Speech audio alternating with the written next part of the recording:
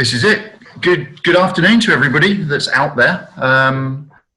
So welcome to the Stone Federation's Using Natural Stone for Interiors presentation. This is a presentation that's aimed at acting as a guide to designing, specifying and installing internal stone finishes. Okay, so we're going to go on a little journey today on our guide to designing, specifying and installing internal stone finishes. I'm your speaker for today. My name is David Richardson. I'm an independent stone consultant. I've worked with natural stone for 30 years. I'm currently the chair of the technical committee for the Stone Federation and also a past president. I've worked with natural stone as a contractor. I used to work for Lang. I've worked as a consultant through the company Atkins. I've also spent close on 20 years researching and testing stone as a material for BRE.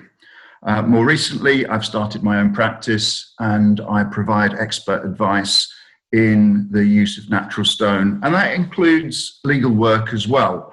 So it sees the material from both sides, trying to specify it correctly, but also looking into those situations where things haven't gone as smoothly as perhaps they should have done, and we find ourselves in a bit of a dispute. So a word of caution there, just make certain that you listen to this and get things right. And then we won't have any of those problems. But they do quite frequently happen in some cases and need to be resolved. Hopefully, we'll use this presentation to demonstrate how that can be avoided. Okay, to move things on, hopefully. Wrong one. Right, there we go. So this is what we're going to be covering for today's presentation. We'll be looking initially at stone selection and availability, having a little look at where materials come from and how they're taken from quarry through to the project. We'll cover aspects of how to plan the works to make certain that the work goes as smoothly as possible and that we don't end up in problems. And we'll look more specifically at the use of materials in their typical usages internally as floors, walls, and surfaces like vanity tops and countertops. Towards the end, I'll give you an indication of those useful resources that are out there, typically present through the Stone Federation, and also give you some idea of where ongoing available support might be available. There is, as some people have already discovered, the question and answer section in this process. I would ideally like to try and pick up questions as we go at the end. But if there are burning questions that need to be picked up as we're going through the selection of slides, then please feel free to try those out. What I thought I'd do is kick off with a few projects that perhaps whet your appetite for how stone could be used. The first here being the Adair Manor in County Limerick, and we're looking at parts of the ballroom there. This was a 2014 refurbishment of a hotel by the J.P. McManus family. The points I would draw your attention to are the floors in this particular case, where we're dealing with a white limestone inlaid with a darker, almost black limestone to create that fantastic impression on the floor. Careful selection of those materials is needed to make certain they work in that complementary fashion and that they'll perform in the way that's required. And we'll tackle aspects of that later in the presentation. Second one, it's almost a complete opposite in terms of functionality and appearance. We've moved to an internal shopping centre, the Victoria Gate Shopping Centre in Leeds. And here, functionality is a primary feature of the use of the material.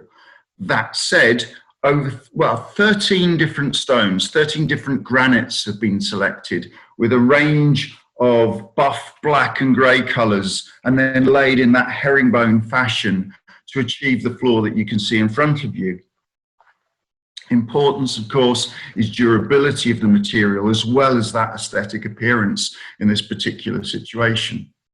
Very important that that material will last and not create any slipping accidents. Again, points that we'll pick up as we go through the presentation. Dropping now into the Four Seasons Hotel in London, you can see a Portuguese limestone framing the swimming pool area, the pool area in the spa. Again, a reasonably good choice of material, but a very, very difficult environment in which to select stone. Care is required to make certain the properties of the material selected are such that it will survive and last well, and not for the first few weeks and months after installation. We move back to a shopping centre. Again, the whole issue here, different form of pattern of stones laid, but the same principle of a variety of different colours and tones used to create that effect on the floor. But of prime importance will be the durability and the performance of the material. So things like abrasion and slip resistance become paramount when you're thinking about materials in those areas, particularly at the bottom of steps and escalators. Here we've gone to Harrods and the fine watches section. Quarter matched marble, quarter book matched marble here to create a very dramatic effect. We'll talk about book matching as we go through the process and some of the challenges that can present. The end result, of course, is fantastic. And what you have here is the crema terrena marble with a crema marfil used to contrast slightly on the steps, on the treads and risers, as you see that moving up through the staircase. The quarter book matching is a challenge, and in this particular case, the architect was able to select sufficient material from a single block. So a trip to Italy, the opportunity to select his block with the figuring in the marble that was required for the project. And again, I think the end result was stunning. Moving into something which is very, very popular at the moment, a high number of projects are looking at internal refurbishment works, high-end residential, and this being an example from around the Regent's Park area in London. What you have here is an Alba Perla sort of limestone, a light-coloured, lightly figured limestone. That's been used for the floors, and it's been used to achieve some wonderfully moulded edge panels and recessed panel work. Again, the craftsmanship involved with this is second to none, and it achieves that fantastic finish. But it does require some consideration, care and thought as to the material that's going to be used to ensure that it can be worked to achieve the finish that you see there. And finally, in terms of a quick run through of examples of how natural stone can and is used at the moment internally, we move to Logie Point in Jersey. Now, what this slide doesn't tell you is that the building itself is a contemporary private residence. It's been located in an area of outstanding beauty. And externally, the stone is a combination of wood and natural materials to form a fantastic residence. But the architects and the interior designers' brief was to try and bring the outside inside. And so what they've done is continue the theme, and they've used this Chinese wood grain limestone material, which has that wonderful figuring that makes it look almost like a wood type material. They've used it on the walls and the floors and on the vanities. So there's an argument maybe they've gone for a little bit of overkill, but the uniform appearance that's achieved there, I think, is quite outstanding. The challenge, of course, is matching up the veining in a stone like this and ensuring that it's suitable for floors and vanity tops Walls typically less of an issue.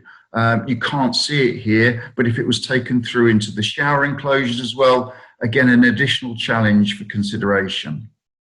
So there were a handful of examples of how natural stone can and is used for projects. So that's the end point, but how do we get there? So the next few slides are aimed at trying to take you through a brief tour of how we get from quarry through to the actual finished product. So it's quite common for materials to come from either the UK or Europe or even further afield. Often the materials that are coming from outside of Europe will find their way to a processing works in Europe. So many project trips get as far as maybe Italy, in the good old days anyway, when we were allowed to travel. It's rarer, but not uncommon, totally uncommon, to go further afield to look at the materials. Wherever possible, and depending on the size and the budget of the project, it's always useful to go and see the quarry if that's possible, to get a feel for how the material is coming out of the ground and any potential issues that there could be with it. But we'll look now at the aspects of quarrying, some secondary slab cutting, fabrication works, and how that takes us to the completed work in a few short slides. What you'll see from this slide is that it's quite common, particularly for the softer stones, the marbles and the limestones, for the material to be extracted using a wire saw.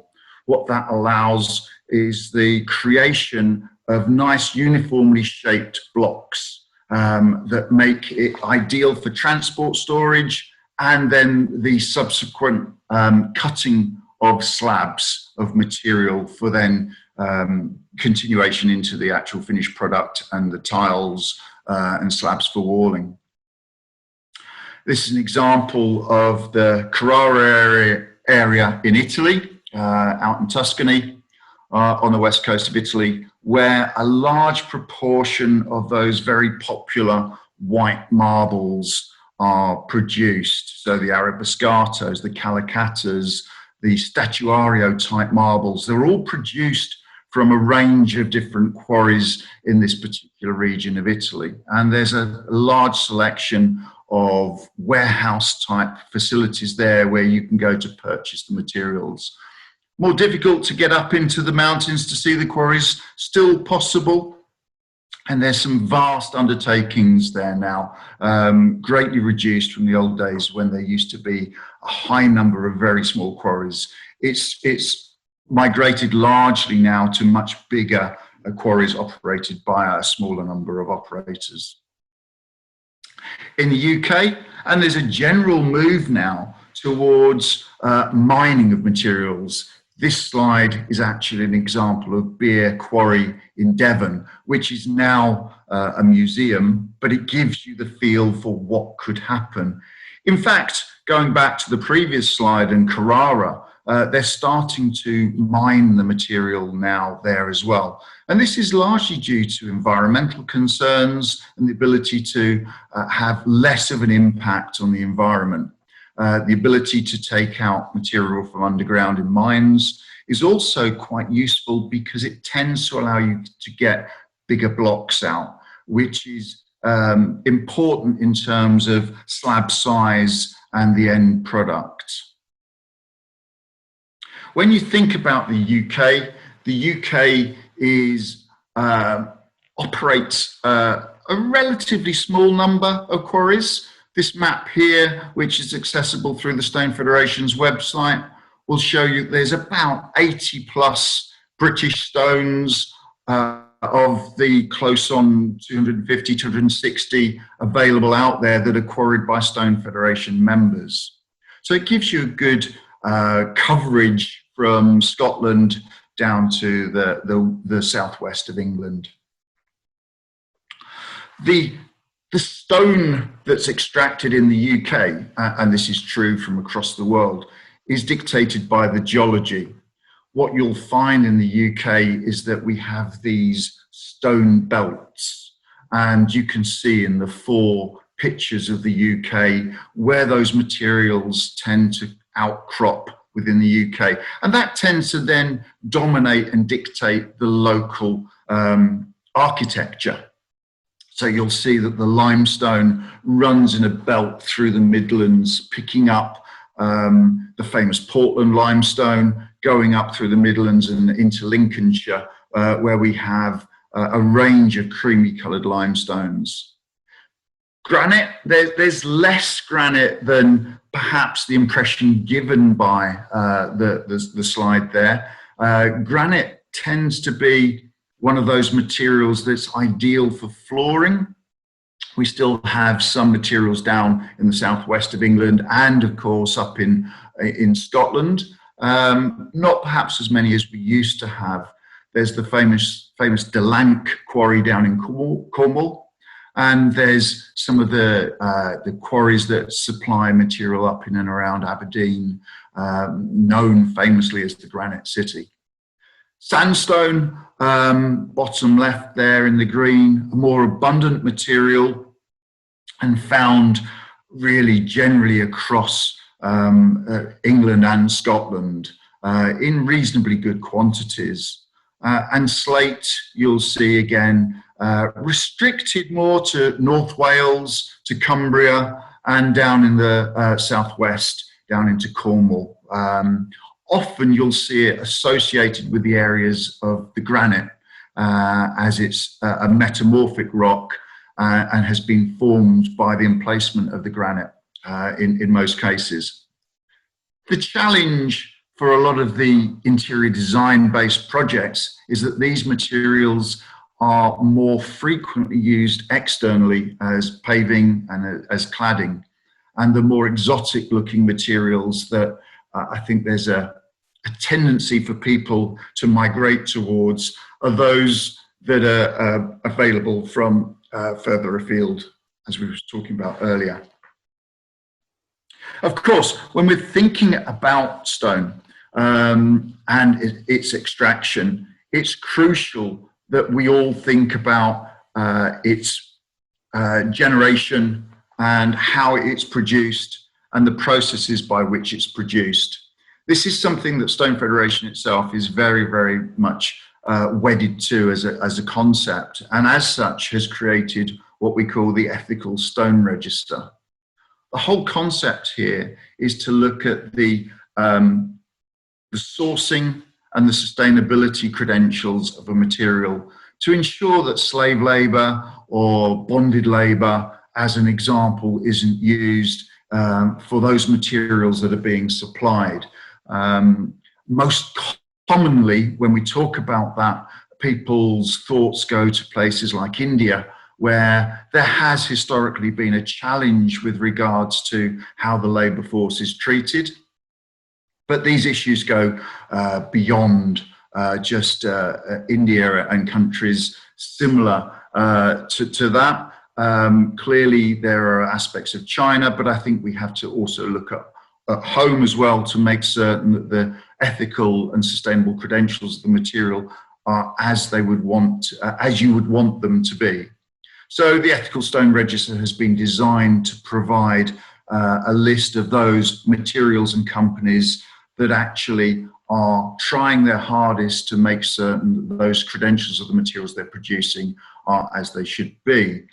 We would request that you consider this when and as part of your stone selection process, and start pushing suppliers to demonstrate their ethical credentials when you're trying to buy their materials. It's all well and good to make certain that technically a stone can perform, but it's also so important now that we consider the sustainable and ethical credentials of a material. And this is just an example of how that's been taken to, not necessarily to an extreme, but it's demonstrating how in Portugal, in the area of Braga, what they've done in terms of an old quarry is they've managed to create a football ground inside the quarry itself. So a fantastic use of example of reuse of the quarry area. and trying to boost the environmental and sustainable credentials of the area itself. Okay, so we've got to the point where the material is quarried. And as I was talking about with regards to material that's wire sawn out of a quarry, we're looking at a block here of limestone. Limestone blocks can be in the region of sort of 3 meters long by up to maybe 2 meters high and almost 2 meters deep. So you can get a decent sized block of material, and that gives you the opportunity to work with that finished face and be creative in the projects that you design. Having taken the block is normally slabbed on a primary saw. In this particular case, you're looking at a granite block being sliced, as you can see. They'll be similar looking, but probably wire blades used for limestones, but the principle's the same. So having taken your block, you'll go through a primary cutting process.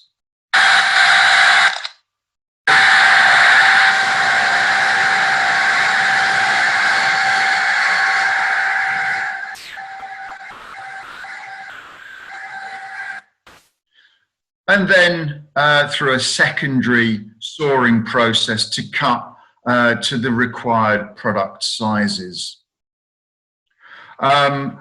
Things are automated to a much higher degree when we start to think about tiles. So this is an example of a tile production line. So those standard tiles that you will often see for flooring or walling projects will come off a production line where the material's cut to size and then the required finish applied, all on a straightforward production line. And ultimately what happens is that material will go into stockyards. Now there's several stockyards based in the UK where you can go to and you can see a range of different materials, typically larger, but similar looking stockyards are available throughout Europe in the stone producing areas. And it's these that frequently are visited when projects are being pulled together. And the design team will often go to the yard such as this and look at a range of different materials, trying to establish whether the appropriate look and feel of the material for their project is going to be achieved through a different material. Okay, we've got to a point where hopefully you can reflect on the fact that the material has been produced from a quarry somewhere from around the world, not necessarily just the UK, but potentially from Europe or as I said before, further afield. It is important that you think about how that stone is going to be used, rather than selecting purely on colour, which sometimes appears to be the case. A little bit more thought is required in terms of the process. This is a Stone Federation guide, clearly entitled Selecting the Correct Stone, which is aimed at providing that support and guidance to allow you to go through the right process to make certain that at the end of the project, the appearance is right, but the performance is also right. So it's important to think about in this process where the stone is going to be used, rather than basing it, as I say, simply on an aesthetic. The two can come together quite easily, but it's important to establish how the material is going to be used to make certain that the stone itself will perform. We have a saying which is, there's no such thing as a bad stone, just a badly used one. And that's reflective of the fact that you can try and make certain stones do and operate in certain environments, but if their fundamental composition and makeup doesn't allow them to perform, then they will fail. And that's a mistake that has been historically made on several projects. So it's important, if you're thinking about a material to use in an entrance hall, that it's likely to have the right wear characteristics. If it's going to see a lot of traffic, as it might do in a shopping mall, then you have to have a stone that's going to be tough and abrasion resistant, which is why in the examples I showed previously, you will have seen that granites seem to be the go-to choice. Often granites are thought of as not only being very hard and durable, but a little bit dull in terms of the options that they offer to you. But I think in the examples that we saw, the one in Leeds was an example where 13 different granites had been used of a range of different colours to create what was quite a remarkable effect. We highlighted earlier the selection of materials for use around swimming pools. Swimming pools are a very aggressive environment. The pool water composition can have quite a detrimental effect on many stones. So when you think about the stone that you're intending to use in and around that area, you have to think about how it might respond to the chemicals that are included within the pool water. Is it actually going to burst and break the stone apart? Will it cause a staining or a tide mark where water overlaps onto the stone itself? Internally, it's perhaps a slightly easier environment than external pools. I'm currently working on an external pool 27 floors up in a building in London. And that's quite a challenge to find a material that's going to actually work effectively as its primary function as a pool lining and pool surround, but also it's going to be then sufficiently durable to last the course of time.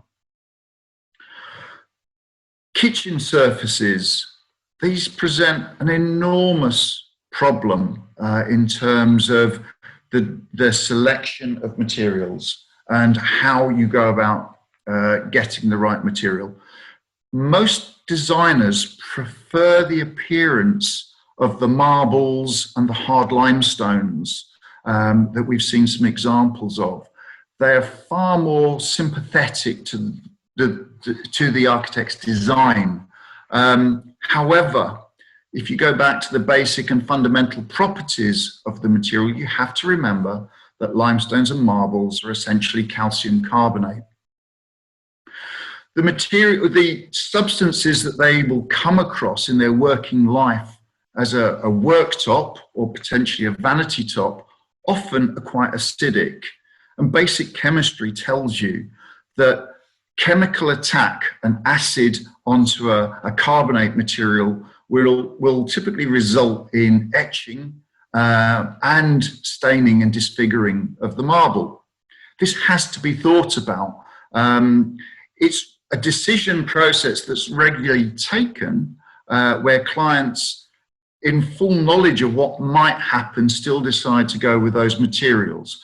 But you have to make certain that it's something that's been thought through. I've been involved in court cases where the interior designer has actually been held responsible for the selection of the material.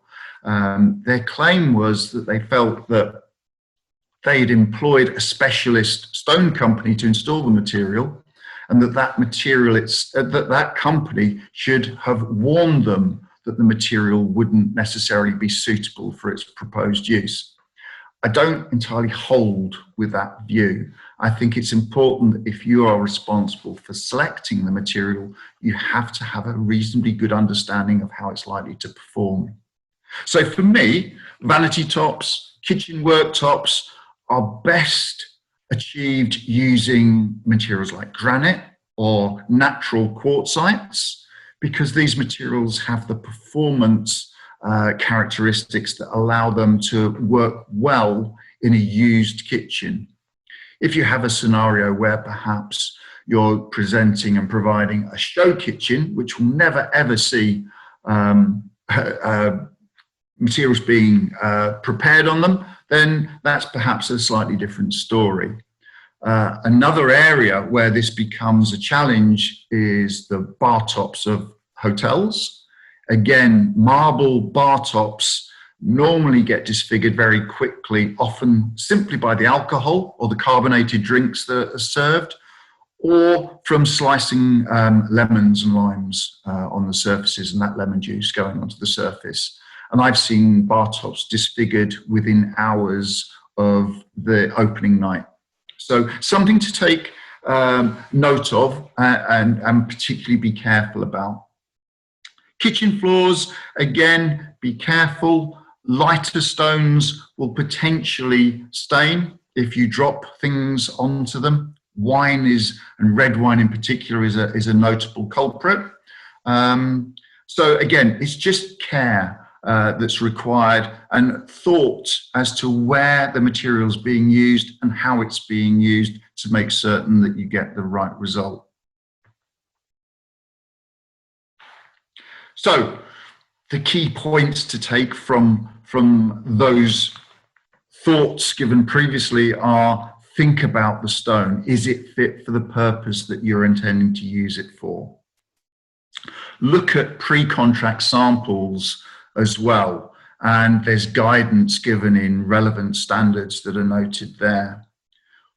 Work with in-contract range samples, and as part of that whole process, view the material. On the larger projects where you're actually dealing with reasonably large quantities of material, the range samples become crucial. It's all too often to see that people try to select the material they want from a 300 by 300 millimeter square tile of material. If you go back to the picture of the quarry that we saw earlier, you can see that the material is natural. It comes from a large area, and being able to achieve consistency in terms of a material that would replicate a 300 by 300 or even smaller tile sample will be difficult, if not impossible. So it's important that you go through a process of understanding and drawing into the contract a range review of material that you intend to use. View that material at the quarry wherever possible to make certain, or in the stockyard, to make certain you can see the consistency of the material and the type of features that might work their way into the stone. As I say, it's a natural material. There are features, veins, or agglomerations of minerals that will vary as you work the different material and as you work your way through a block. Bearing in mind some of those points, it's then important to think about that size of the project. So this comes back to, should you be going out to the quarry or the supplier to see the material? On the larger projects, it's important to understand that the supplier, the quarry, can produce the material that you want in the quantity that you want for the timescale of your project. It's all well and good asking for that material and not really considering that there may be several months lead time required to get that material to your site. So the questions have to be asked. The producer can get you the material that you want with the finish that you require in the time scale that's going to work for you and your project. Warning bells should be ringing if the material doesn't have access to that material, or your time frame is so short that they're not going to be able to supply the material or don't have that material ready to cut as you move into that project phase. And you have to think about aspects of what you're asking from the stone. And the question here is, well, how economical is your choice of module size? If, for example, and we're looking at a book match finish here, but with a white sort of statuario type marble. But if you're looking at that material and the supplier has slabs of maybe 1300 millimeters in height, but your preferred module size is 800 millimeters in terms of height, then what you'll find is that you have quite a high amount of wastage. There's going to be upwards of 500 mil sitting at the top of that slab that's potentially then unusable. So unless you've been a little bit more creative and have a requirement elsewhere on the project for smaller module sizes, what you'll find is there's a high degree of wastage and that the price effectively goes up.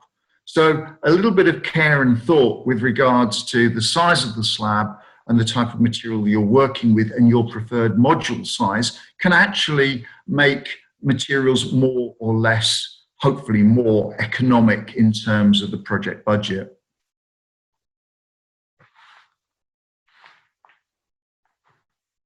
So they're the sorts of things to be thinking about when you go into the project. They're the sorts of questions that should be raised when you go from your ideal design through that process of looking at what materials are available to you and how they're available to you, and discussing these things with the supplier to make certain you get the best price. And it can be done at the time of a quarry visit or a supplier visit, and when you set that range selection. This is an example where you've got a lovely sized block, probably approaching 3 meters, of a statuario type marble. Now, the aim was to produce a book matched floor finish similar to this. Of course, our challenge with this being a natural material is that you don't know what's on the inside of that block. And this is something, again, that you have to be wary of. So when you look at the block there, if you were buying this as a block, what you don't know is what's in the middle of it. And the material can and often does vary as you cut through it. And that was the challenge that was found with this particular material. So what it raises is many projects will actually buy in slab form rather than block form, because you can reduce and eradicate that risk. So you buy as slab, so you can see and almost select the material you want. If you buy as block, then you run the risk of not knowing what's inside. So it's a useful discussion to have when you're going through the process of selecting and procuring that material. So one of the most typical uses of stone is as floors, walls, and other surfaces, as I've said. Very typically now, and something to take great care with, is the use of stone in shower enclosures, both on the wall and on the floor. So there's a range of things that we would flag that you think about when trying to specify your natural stone for floors and walls. And what I'll do is I'll flick through them all. They're in no real particular order or scale of importance. When you're laying stone on the floor, you have to think about what you're laying it onto. So the sub-base becomes important. But perhaps even more important in many respects is, are you having underfloor heating or wall heating? Very common to have these things, but they will have a massive impact on the or potentially a massive impact on the performance of the stone, unless the floor is constructed carefully. Now, it's important to the entire project to make certain that that is done. It may not be your remit specifically to design the subfloor, but they're important questions to ask to make certain that your selected stone will perform well in use. So understanding how that stone is going to be installed, particularly whether you've got heating, either as floor or wall heating, becomes important. It's important to think about the use of uncoupling or decoupling membranes. Often and most typically used when you've got underfloor heating, what this does is separate the stone from the heating system below, typically installed within the screed, and it decouples the stone from movements of the screed below, and it makes certain that you don't get cracking in the stone, which can quite often happen. Understanding the screeds that are being delivered and the humidity, again, without the use of an uncoupling membrane, it's, you have to have quite a long time for the screed to be able to dry before you can lay your stones. Understanding the surface finish and slip resistance This becomes critical and is something that is very, very important to the designer, especially the interior designer. The finish is an issue with regards to health and safety. Quite obviously, a polished stone floor in an area that can become wet, like a shower floor, can lead to slip accidents. You need to have a textured surface to the stone. That texture has to ensure that certain levels of slip resistance, measurable levels of slip resistance, are achieved. And I'll talk a little bit about that in a forthcoming slide. Movement joints are important. Again, often not thought about. So you may well have a movement joint that goes or is required to go through a large floor, perhaps centrally. Doesn't necessarily look ideal, but also there is a requirement for perimeter wall joints as well, perimeter movement joints as well as the wall joints.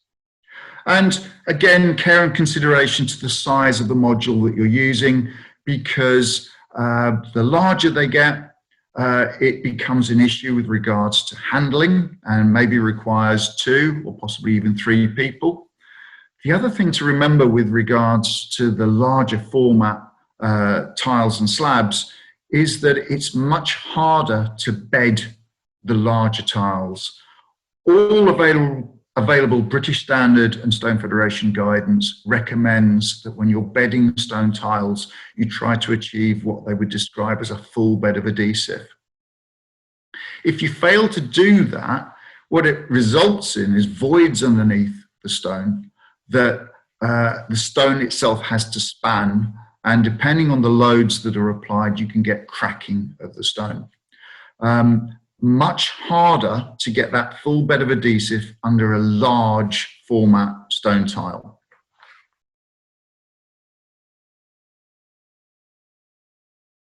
Okay, so this drops us back towards the appropriate finish to the surface. Again, lighter coloured stones in hallways, on kitchen floors, will, such as that on the top left-hand corner there, will leave you exposed to issues of staining and wear marks. So just be aware that that is a potential issue or challenge. The stone top right is the stone top right. I'll go back to it. Hang on.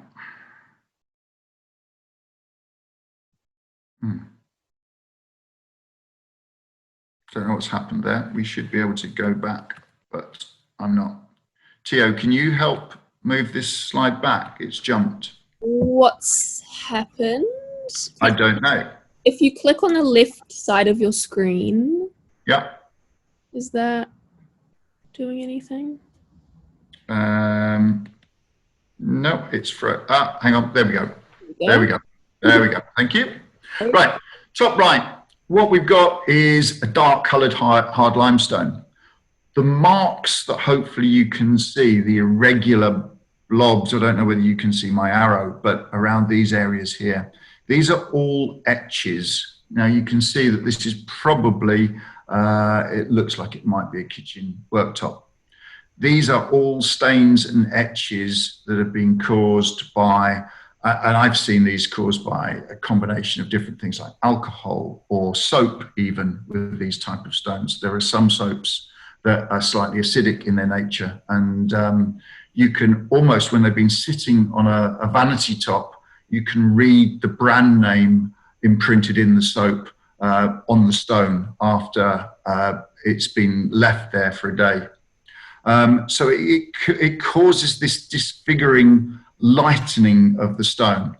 So on vanity tops, kitchen worktops, the darker coloured limestones such as this present a significant challenge in terms of their overall performance.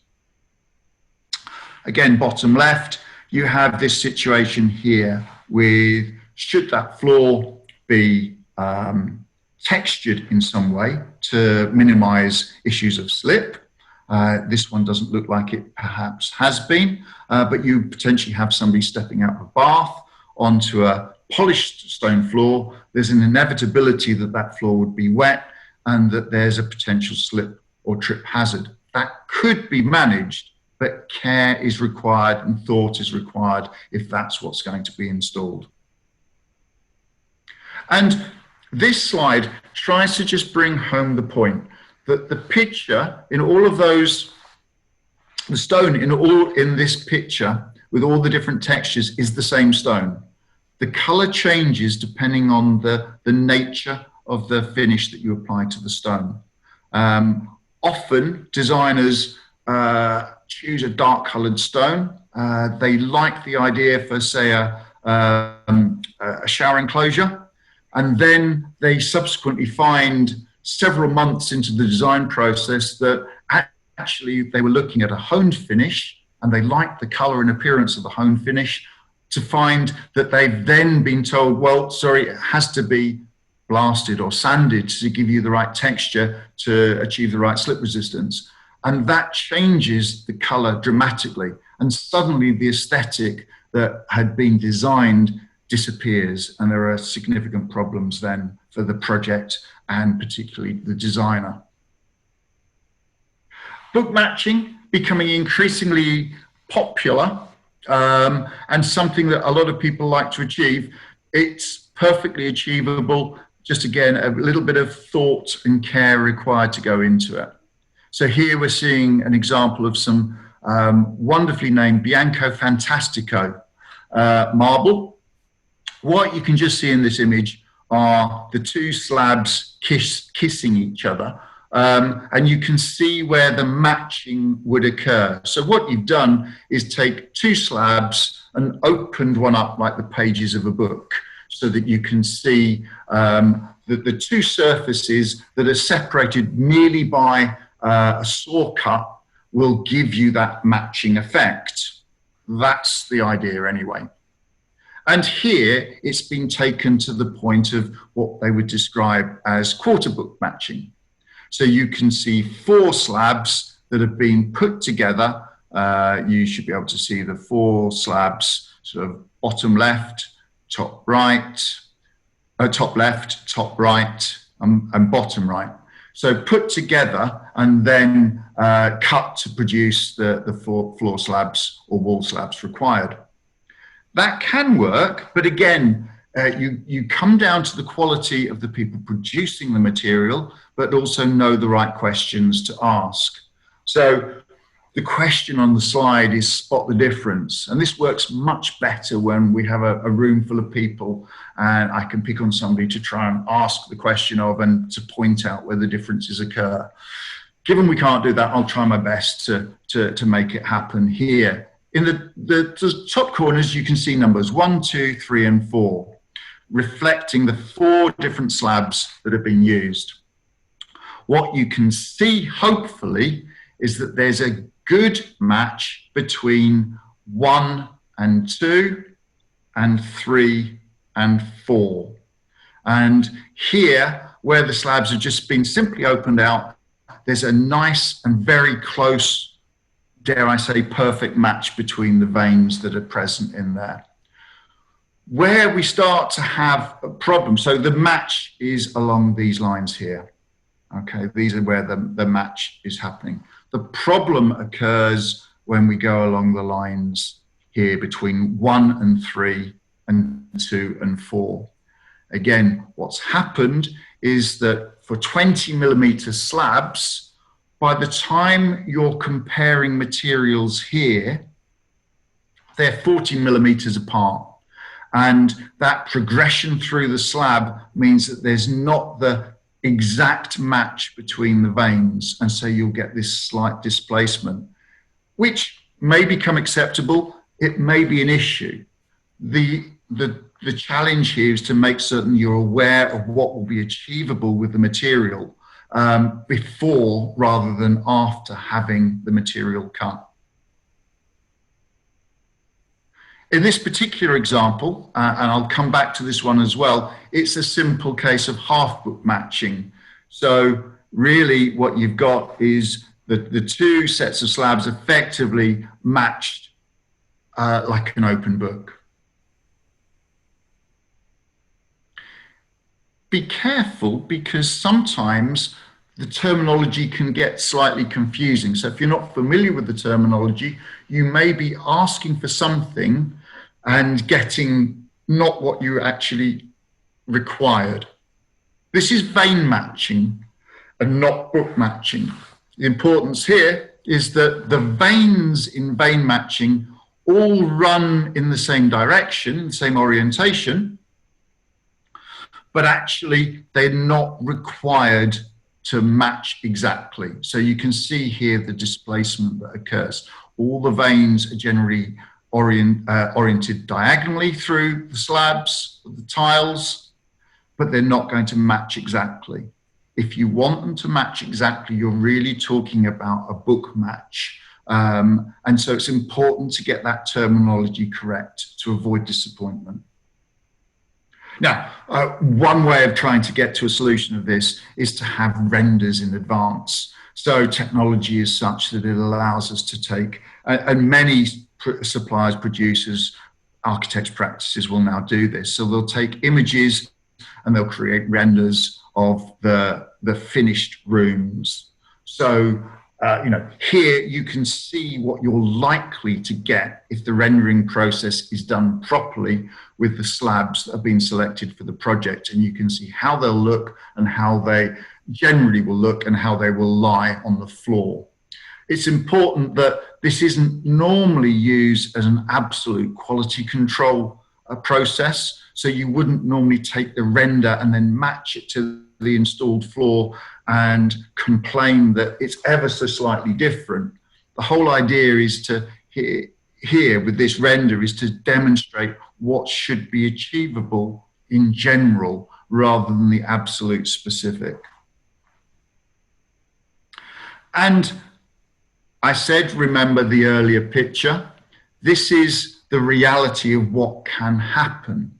So the idea here was to create the rendered pattern, which I think the design team signed up to, not an issue. And you can see the general pattern that's been taken from a slab here in the window section through to the section that's starting to wrap round and go to the WC area.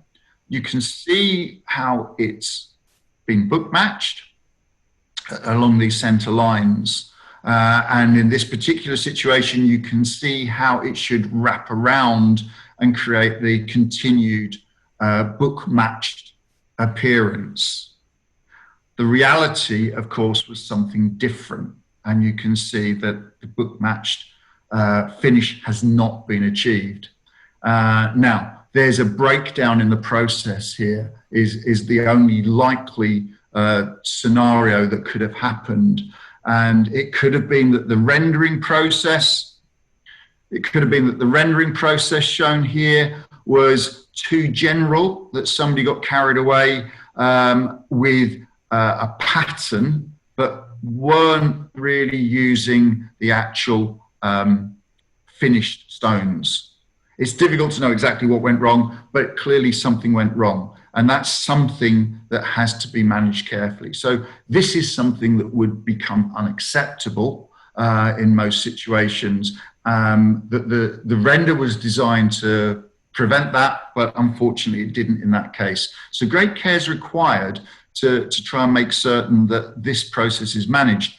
And while these are the key advantages of a rendering, what I would suggest, and we'll come on to it in a second, is you think about dry lays. So rendering, of course, has clear advantages in terms of allowing you to view the stone before it's cut in those cut to size pieces that you're intending to use.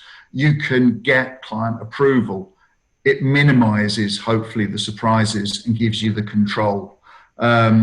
And the whole idea is to avoid the expensive mistakes. The belt and braces approach is to do a dry lay and think about a dry lay.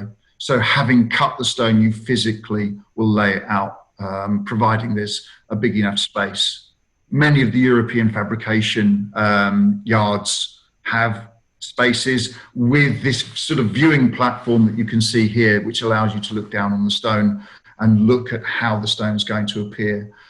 A dry lay is ultimately the best way for you to be able to achieve that security over and knowledge over how that stone is going to look once cut. But it is once cut, so it stops you having material delivered to site. The rendering process can help minimize this before you get to the cut. Okay, nearly there. I know we're running quite short on time now. So other things to think about, impregnators, treatments to the stone, making certain that you have an operations and maintenance manual, programming and sequencing the works to make certain that your materials aren't damaged by other trades that are coming in. If you do have to go to protection, make certain you use the right protection, and be wary of mesh back stone.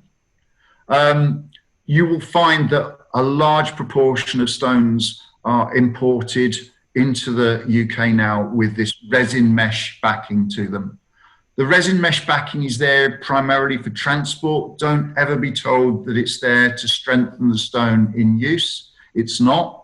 And British Standards guidance says it must be removed if you're bedding directly onto an adhesive, either as a walling or a flooring. This material can be and has been responsible for debonding failures. The best and biggest example is the Shangri-La Hotel in the Shard several years ago, where large panels parted company. So you have to be very careful of that. Countertops, I've covered countertops, and so important to recognize the material, how it's going to be used. Also think about what's happening underneath to make certain that the supporting structure is correct. Getting the stone correct is absolutely right, but making certain the supporting structure is there and installed correctly is also important. Staircases can be achieved with solid stone steps or cantilevered steps, all achievable. But when you start to move into applications like that, make certain you take professional advice to make certain that what you want to achieve is achievable. Fireplace surrounds, great care required with these as well to make certain that the product itself is installed correctly. I've investigated deaths due to inappropriately installed fireplaces. Swimming pools, I've touched on swimming pools already. Stonefed will be publishing some guidance soon on how to select stone for swimming pools. There's a range of different tests and approaches. Again, think about it carefully. They are quite aggressive environments. And most stones will be supported through information, test information known as CE marking and declarations of performance. These are requirements under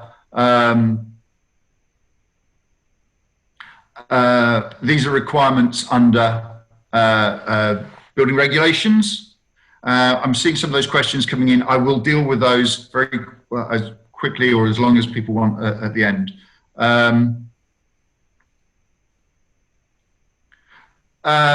The construction products regulation has been set up to ensure that there's a level playing field with regards to the use of materials and the supply of materials. And it's important that the information on stones that are covered by harmonized product standards have that information supplied with them. You are within your rights, and you should be specifying and requesting products with their CE marking information so you can assess the material. There's a whole range of different harmonized European product standards, but it covers importantly tiles, floor slabs, cladding and lining, paving. But equally, there are standards for what are described here as agglomerated stones. So you may see some of these man-made products coming into your projects, often described purely as quartz. These are man-made resin and stone products, and there are standards for those as well. So they should be supporting technical information. These are the key areas that aren't supported by a harmonized standard. So fireplaces, work surfaces, windowsills, and dimensional stonework, as covered by the EN 12059 standard. And therefore, suppliers aren't required to provide CE marking information for these particular products. Often the stone is used for other similar or related products such as tiles or slabs, and therefore you'll be able to get the information, but they're not there for fireplaces per se. Remember that a declaration of performance is test data set out to provide information about the stone according to the harmonized standard. And it allows the manufacturer to put a CE marking on the product. And that's an example of what one might look like. But it's most important to remember that it's only a passport for the product and not a fitness for purpose statement, basically. So it becomes the design team's responsibility to look at the values and make certain that it's suitable for use. It comes back to my comments about some of the marble countertops that are used. You have to apply some thought and common sense to the fact that it's a material that will be impacted, say, by acidic materials. There aren't CE marking documents for countertops, but any test information will tell you that a marble is calcium carbonate. Common sense will tell you that citric acids are acids and will have impact on them. As a very brief recap, the harmonized European standards identified the application. The Declaration of Performance, or the DOP, is a record of the stone's performance, and they are incorporated into the CE marking process, which will change at the end of this year, at the end of 2021, to UK CA marking. So as we're leaving Europe or have left Europe, we will now have our own UK CA mark. So the system is fundamentally the same, it will just have a slightly different name. That's most of the talk done and dusted now. There are a range of publications that are available through Stone Federation to support you in all of this process. Selecting the correct stone, clearly following a theme of what we've been talking about today. It takes you through the standard processes. A guide on slip resistance gives you the technical information around what requirements there are for materials where the stone could become wet. There's information about the sustainability credentials of natural stone and the stone suppliers, materials, and companies themselves. They're all accessible, including our kitchen worktops, or our flooring guidance, or our wet rooms guidance through Stone Federation. So please come through. We have enough context between SBID and Stone Federation to show you how or where to obtain those documents. Some of them are free, some of them there is a nominal charge for. Okay, I've got through in pretty much just about the hour, and I know there are some questions, so I will start trying to answer some of those questions.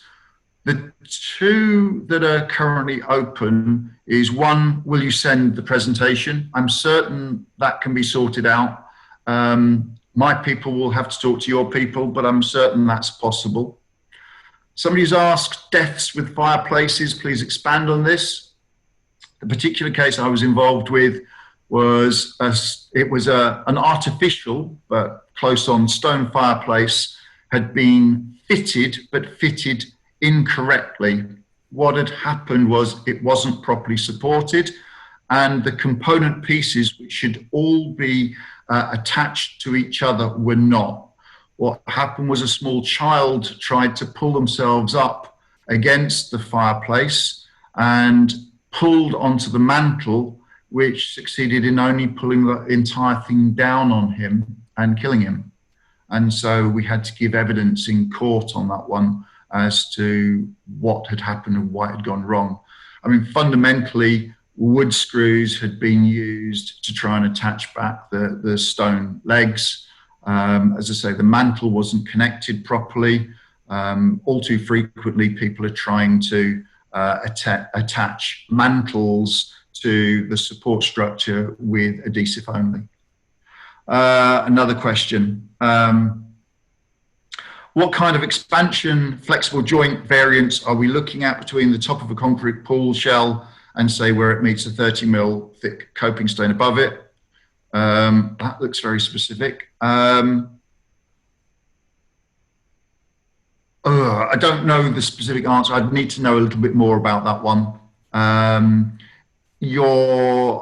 think we need to look at it. I don't want to try and answer that one, I'm afraid. I'm not trying to sort of squirm out of it, but there's, you are looking at the requirement for a flexible joint there.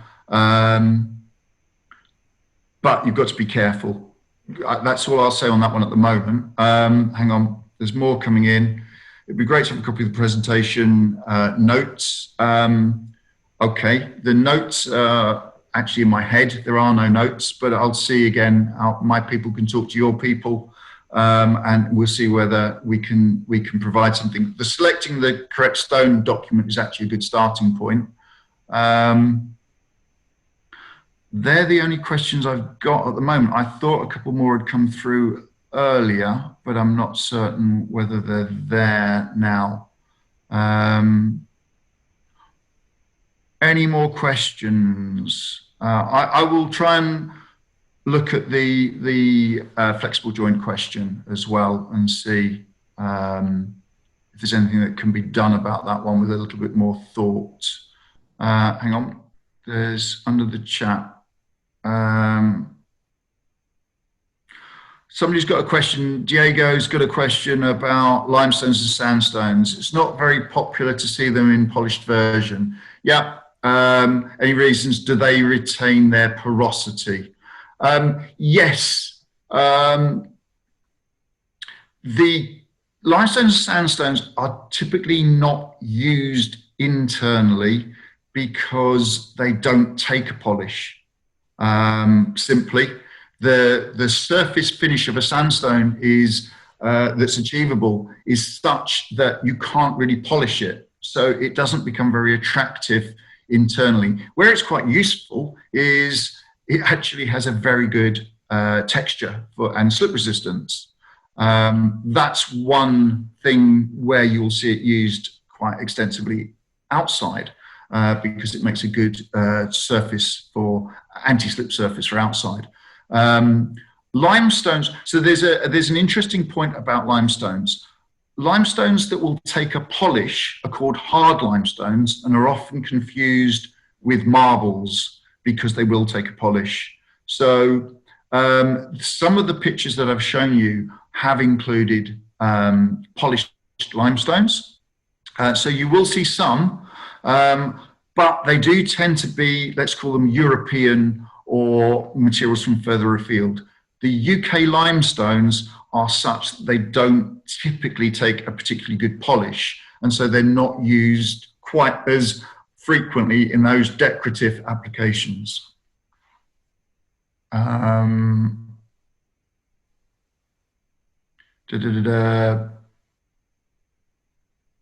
is your review regarding the specification large format?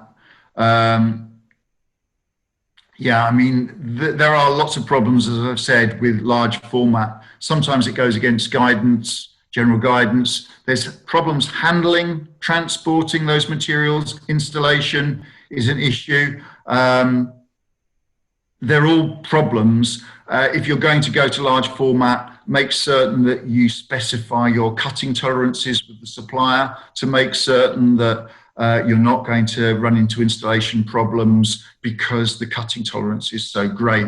That, of course, matches into the issue of what size joints, for example, are you trying to specify.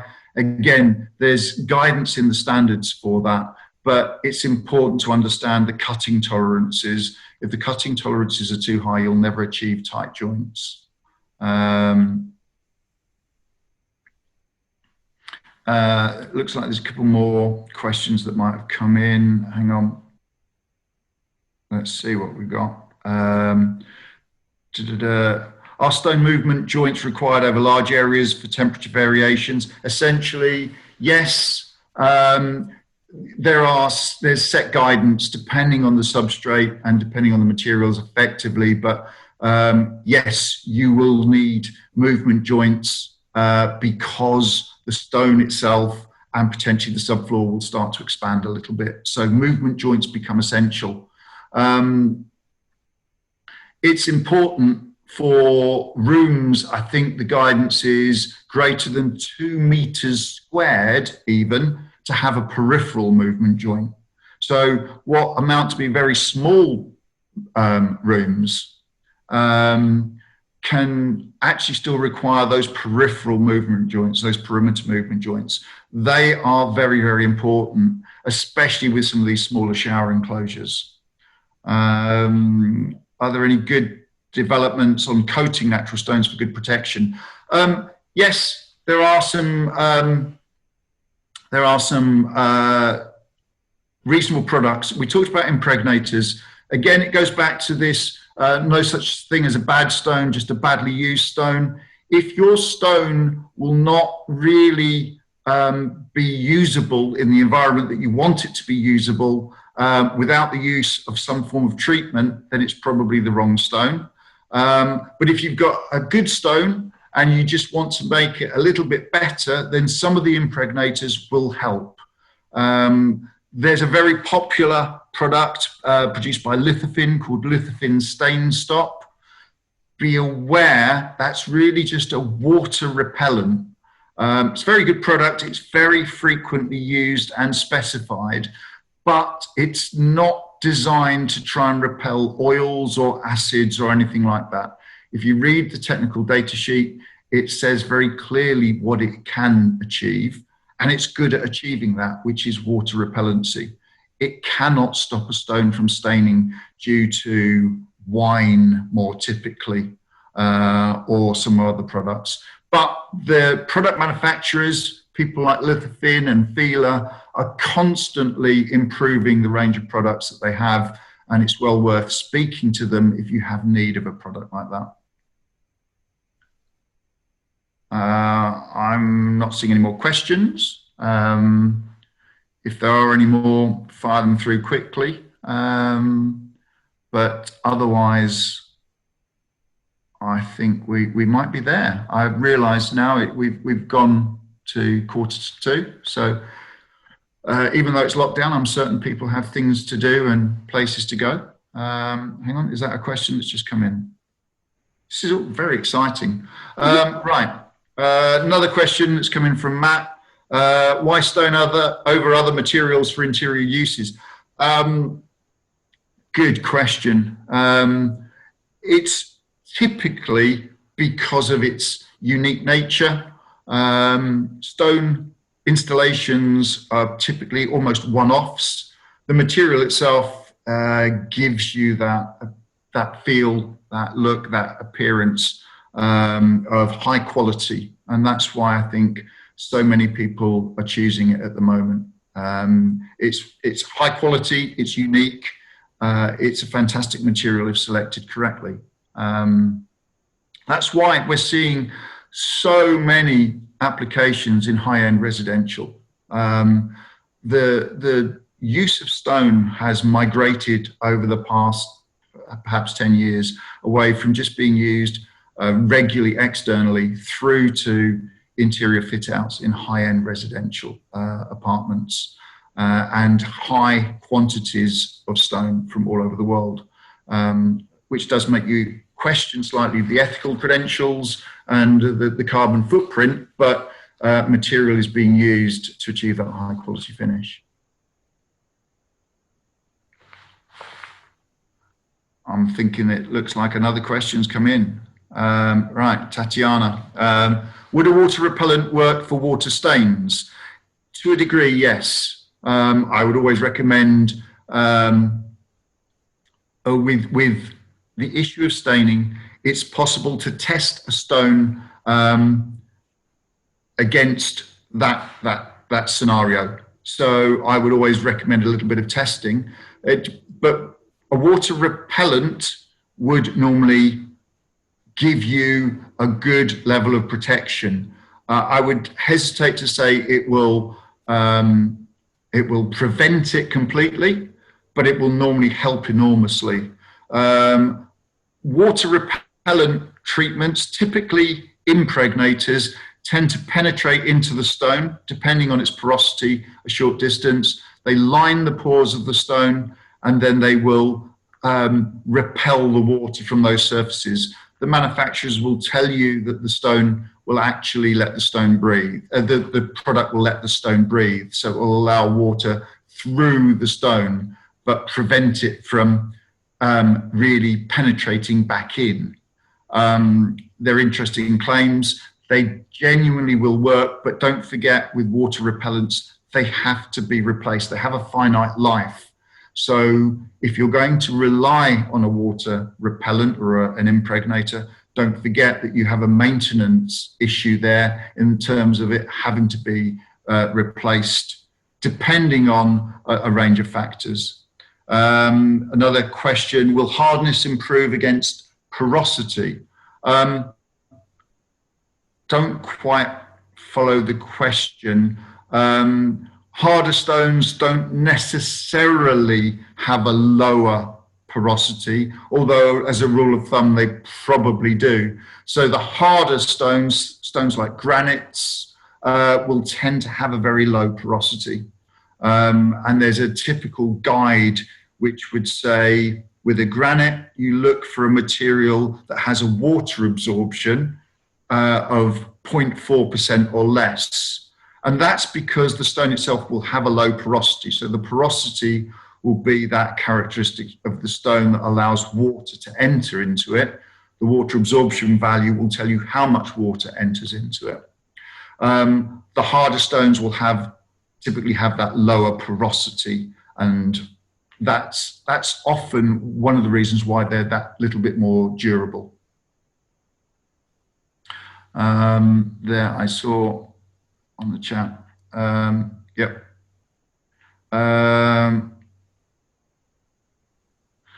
So there's a question from Emma that I can see about suggestions or resources on how stone can be sourced or used more sustainably.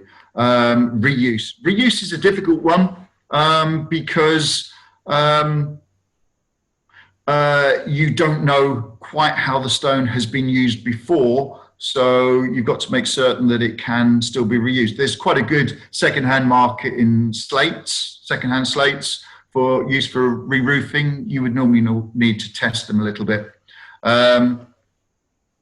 UK suppliers, there's a range of UK suppliers, and I would suggest using the Stone Federation website as a resource for finding UK suppliers of materials. I'm seeing a number of people that have got meetings to go to, and that's fully understandable. I'm not certain that there are any more questions. I'm happy to take any more questions if they're out there. If there are not, then what I will say now, in case any more questions do come in, but I would say thank you to everybody that has taken the time to listen, and I hope it's been useful to you. Thank you. Bye-bye.